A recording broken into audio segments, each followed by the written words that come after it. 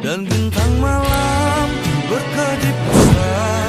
Melihatku rindu wajah cantikmu, dan bulan terang menatap riang. Melihatku rindu wajah cantikmu.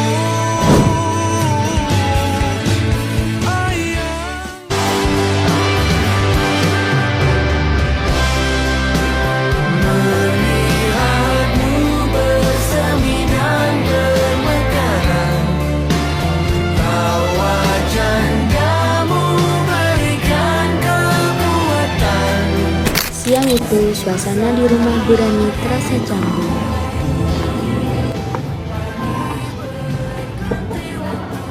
Assalamualaikum. Ya, Raninya ada? Ada. Ayo masuk Kak. Yang ternyata Pak Dimas datang untuk berbicara serius tentang Naila. Oh kamu, ya ada apa? Gini, aku datang sini bukan mau ribut. Aku hanya ingin hak asuh Naila itu jatuh ke aku karena aku ayahnya dan aku membiayakannya dia dari kecil hingga sekarang. Apa? Hak asuh penuh. Dimas dari dulu yang ngurus Naila bu aku, yang dia belajar, yang ngurus dia waktu sakit. Terus kamu datang seenaknya mau ambil hak asuh penuh. Aku tahu aku masih kerja, tapi itu semua buat kalian, buat anak kita Naila. Karena aku ayahnya dan aku yang membiayakannya dia dari kecil hingga sekarang.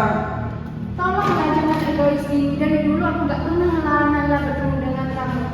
Terus kamu seenaknya datang mau ambil hak asuh penuh.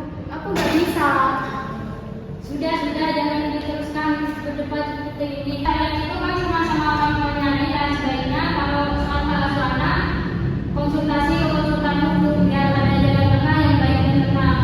Baik Bu, saya setuju. Saya akan mencari bantuan Bu agar masalah ini semua masalah ini jelas dan benar. Baiklah, saya ikut juga. Saya juga ingin masalah ini selesai. Aku izin pulang.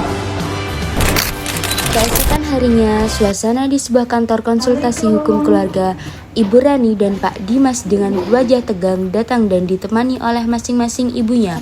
Ya, silakan duduk Bu, Pak.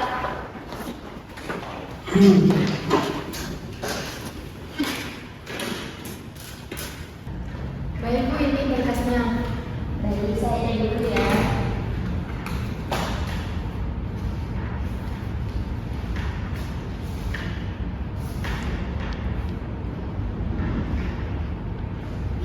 Saya sudah membaca berkas keterangan kalian. Lalu, apa yang ingin dibicarakan hari ini, Bu Rani, Pak Dimas?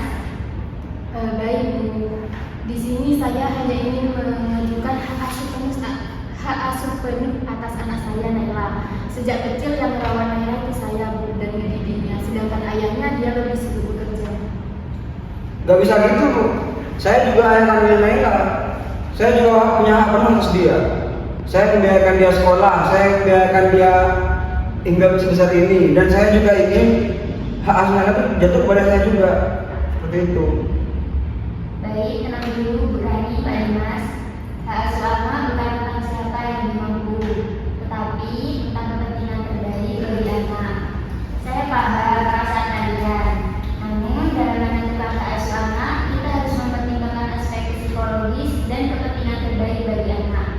Ini juga sejalan dengan pasal 26 ayat 1 Undang-Undang Nomor 35 Tahun 2014 tentang perlindungan anak yang menegaskan bahwa orang tua berkewajiban mengasuh, memelihara, mendidik, dan melindungi anak demi kepentingan terbaik bagi anak.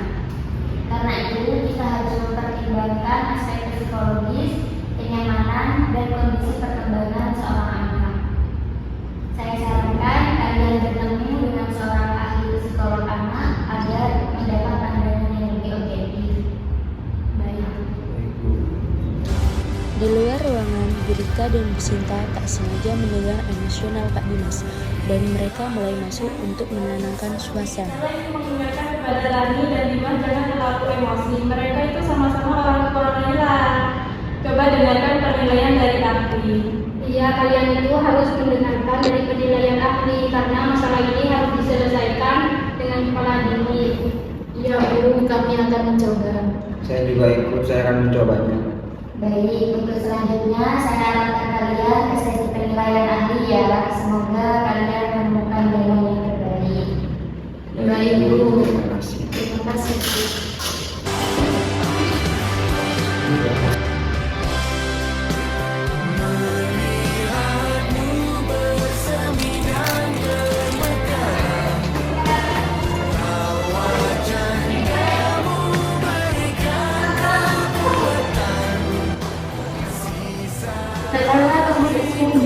Naila sama nenek. Iya, sama-sama aja mau ke dalam dulu. Iya Bu, adik mau sini dulu sama Bu.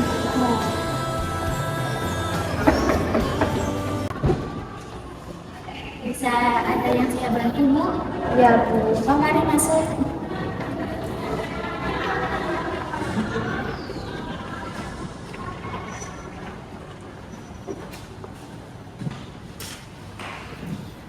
Selamat pagi Ibu Rani dan Bapak Dimas. Terima kasih sudah datang. Saya sudah membaca berkas dari Ibu Nia. Sebelum kita lanjut, saya ingin mendengar sedikit dari Ibu dan Bapak. Baik Bu Emil, di sini saya hanya ingin yang terbaik untuk anak saya, Naila. Sejak kecil Naila lebih banyak waktu dengan saya. Jadi saya tahu apa saja yang menjadi kebutuhan Naila, sedangkan anaknya dia lebih sibuk bekerja. Ya, dari saya sebagai ayah yang beribadah Naila itu, saya kan juga bertanggung jawab atas pendidikannya dia, dan saya juga tidak ingin terpisah dari dia, karena tanggung jawab pendidikan untuk masa depan Naila kan adalah seorang ayah seperti itu. Baik, kalau begitu Ibu dan Bapak mohon tunggu di luar sebentar. Saya ingin berbicara kepada Naila. Baik.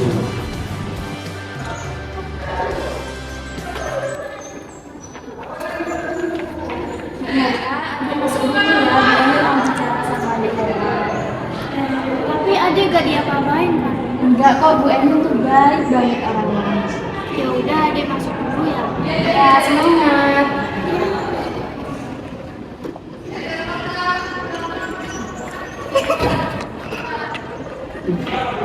Oh, Naila, sini sayang, masuk. Duduk dulu ya.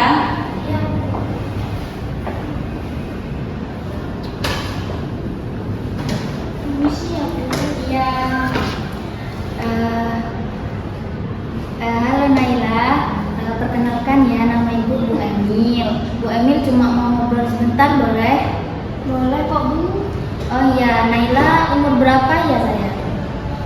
Naila umur 8 tahun Bu. Naila masih kelas 2 SD. Emang Naila kalau di sekolah belajar apa? Naila suka belajar matematika sama menggambar Bu. Wah, pinter banget ya Naila sekarang. Kalau boleh tahu, kalau Naila disuruh pilih, Naila mau pilih tinggal sama siapa? Naila kalau disuruh milih nggak bisa Bu, karena Naila sayang dua-duanya Bu.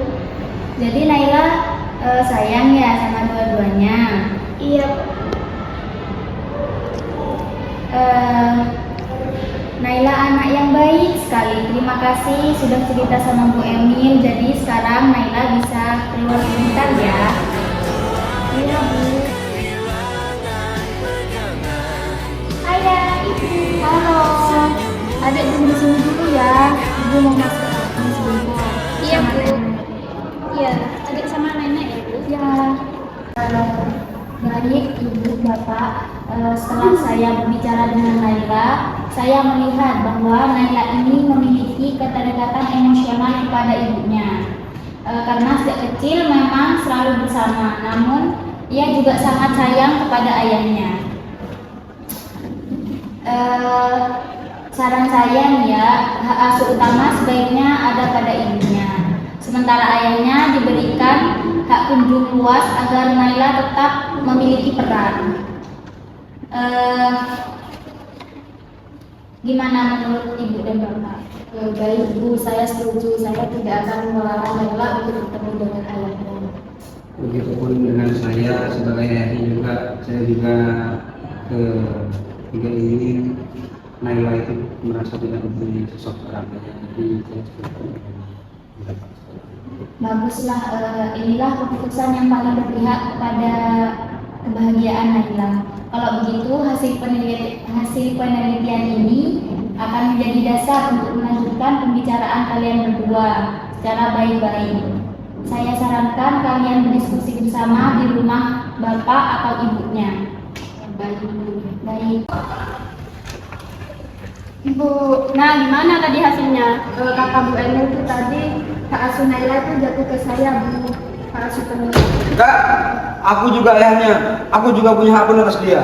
Loh, gak bisa gitu. Kamu gak dengar kata Bu Emi? Enggak, aku gak terima. Ya gak bisa. Kamu sayang Enggak. Ya sudah, jangan bertengkar. Ini tempat umum. Kita selesaikan di rumah saja. Ya udah, ayo kita pulang, kita berjalan besok. Bu, gimana ya masalah anak kita kok belum kelar-kelar? Dimas ya masih belum terima kalau hak asuh anak itu jatuh penuh ke Rani. Ya Bu, saya juga capek. Gimana kalau disarankan ke Bu RT saja? Ya udah kalau begitu terserah sampean aja Bu, gimana solusinya? Ya sudah Bu, saya besok hubungi Bu RT dulu.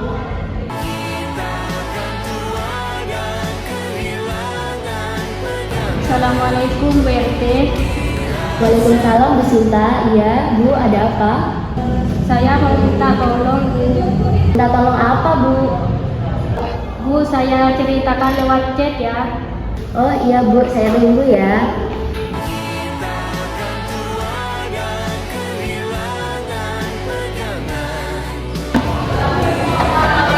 Assalamualaikum Bu Sinta. Silakan masuk Bu. Baik, saya sudah tahu permasalahan kalian dengan sudah membaca chat dari Bu Sinta. Di sini saya bukan mau ikut campur permasalahan kalian, tetapi saya di sini ingin menangani dengan sumber penilaian aturan masyarakat setempat yang sudah ada dari zaman dahulu. Baik. Kita sudahi dengan kepala dingin deh Pak Bu, karena kalau cuma mau berebut satu sama lain malah menimbulkan masalah baru dan nggak ada solusi. Ya Bu, baik. Dari penilaian aturan masyarakat yang ada di sini, biasanya anak masih di bawah umur memang hak asuh anak itu jatuh ke ibu. Dikarenakan anak usia 8 tahun itu seperti Naila ini masih membutuhkan sosok ibu, dan Pak Dimas harus mengerti akan hal itu. Jadi, penuh atas Naila itu masih belum bisa diatur. Ya nggak bisa Pak, kan dari awal hasilnya memang hak asuh anak Naila itu jatuh ke tangan Berani. Oh iya Bu, maaf. Iya Pak, nggak apa-apa. Jadi gimana Pak, terima ya? Ya sudah Bu, kalau seperti itu saya terima. Baik, dirasa masalah ini sudah dipahami satu sama lain ya. Sebaiknya saya siapkan perjanjian tertulis terlebih dahulu untuk mendapatkan hak masing-masing dari Pak Dimas dan Ibu Rani, dan menghadirkan saksi atas perjanjian ini. Dan dari saksi itu saya sendiri. Bagaimana